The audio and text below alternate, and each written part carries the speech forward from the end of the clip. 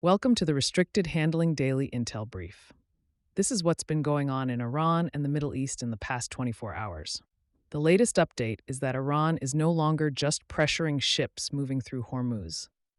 Tehran is now openly signaling that other energy routes could become targets as well. The Islamic Revolutionary Guard Corps warned that regional energy exports would either be available to everyone or denied to everyone. That statement was carefully worded, but the message was clear.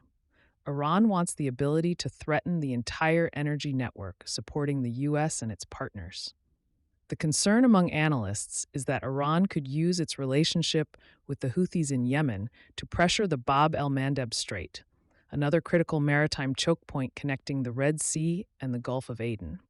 If Hormuz and Bab el-Mandeb were both disrupted, the consequences would extend far beyond the Middle East. It would affect shipping routes, energy prices, and supply chains that reach every corner of the global economy. And this is where the story gets interesting. Iran does not need to physically shut down every route to achieve its goals. The strategy is about creating enough uncertainty that companies, insurers, and ship captains decide the risk is no longer worth it. In global commerce, perception can be just as powerful as capability. We are already seeing that play out in Hormuz. Commercial traffic has slowed dramatically. Before the conflict, more than 130 vessels a day moved through the waterway. This week, that number has dropped sharply, with many of the vessels still operating connected to Iranian trade.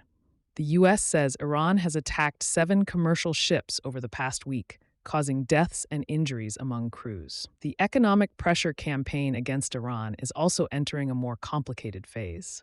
The U.S. has reinstated a naval blockade of Iranian ports, but this time the market conditions are different. Oil reserves are lower, commercial inventories have been reduced, and countries have already used some of their emergency options to absorb earlier disruptions. That means the next phase could create more economic pressure on Iran, but it could also create more pain for everyone else.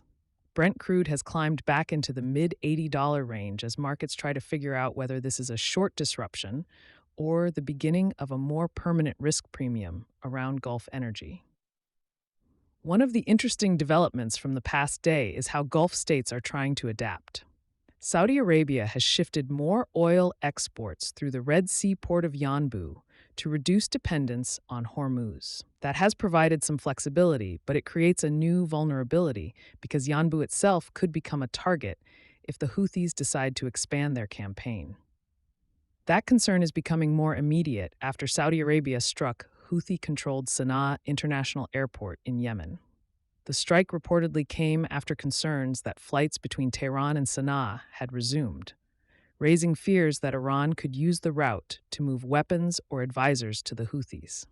The Houthis responded with missile and drone attacks against Saudi Arabia and warned commercial airlines against using Saudi airspace. The group has shown before that it can disrupt global shipping, and the concern now is whether the Iran conflict could reopen a much broader Yemen front. Meanwhile, Iran continues trying to pressure the countries that host U.S. forces in the region. Tehran launched attacks against locations in Bahrain, Kuwait, and Jordan.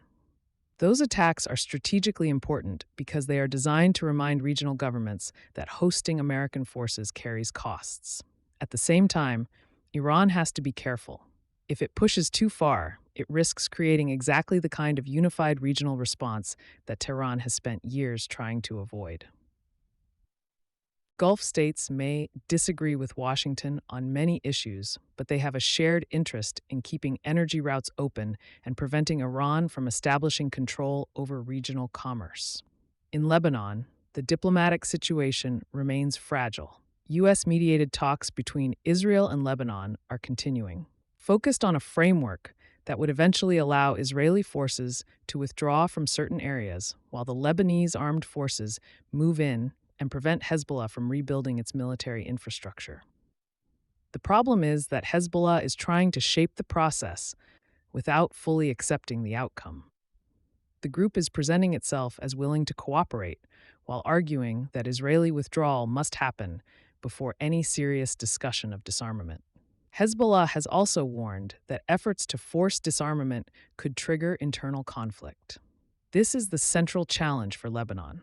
The government wants to restore state control, but it has to do so while avoiding a confrontation with one of the most powerful armed groups in the country.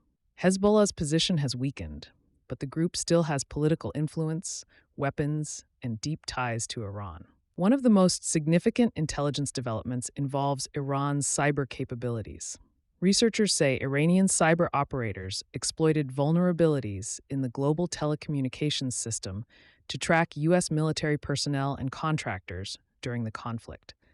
The activity reportedly involved SS-7, an older telecommunications system that has long been exploited by intelligence services around the world. The significance here is that modern conflict increasingly blends cyber and physical targeting. A service member's phone, a commercial network, or personal data can become an intelligence source. Iran may not have the same cyber capabilities as Russia or China, but Tehran has become increasingly creative in using lower-cost tools to create strategic effects. That fits a broader Iranian pattern. Tehran has spent decades building asymmetric capabilities because it knows it cannot compete with the U.S. in conventional military power. Instead, it relies on proxies, cyber operations, drones, and maritime pressure to create uncertainty and impose costs. The conflict is also creating political pressure inside Washington. The Senate recently blocked movement on a major defense authorization bill after Democrats objected to the administration's handling of the Iran war and argued Congress had not been sufficiently involved. Defense policy is usually one of the few areas in Washington where bipartisan support is common, so the dispute highlights how the conflict is becoming politically complicated at home as well as abroad. Thanks for being here. Take care of your people, protect your sense of humor, and remain politely suspicious of anyone demanding absolute loyalty. For more coverage, head to restrictedhandling.substack.com.